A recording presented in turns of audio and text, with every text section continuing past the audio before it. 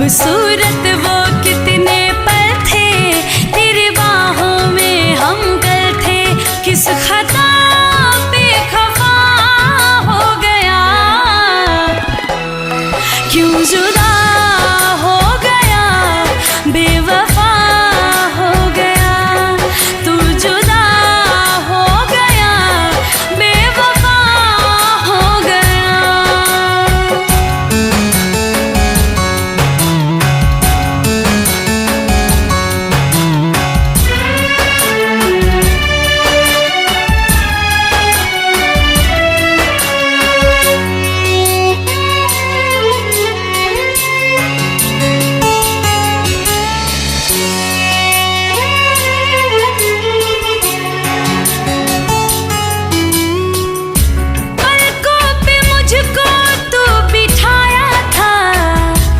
अपने हजारों तू दिखाया था,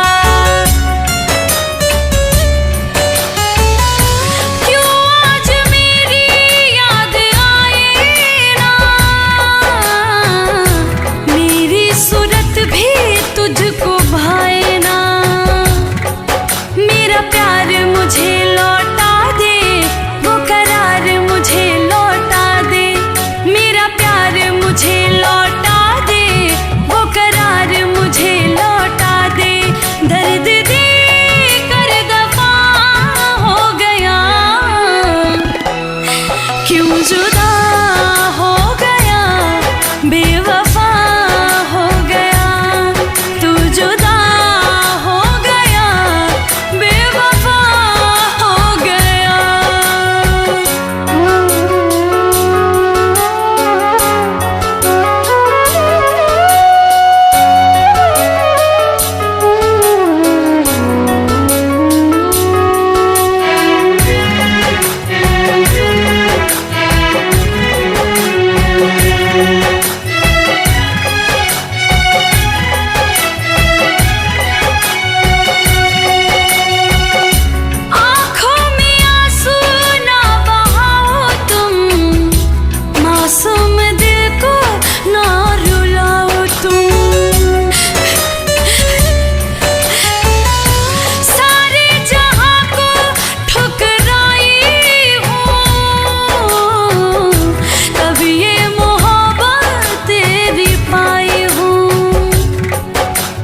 प्यार नहीं है झूठा, क्यों पंकज मुझसे रूठा।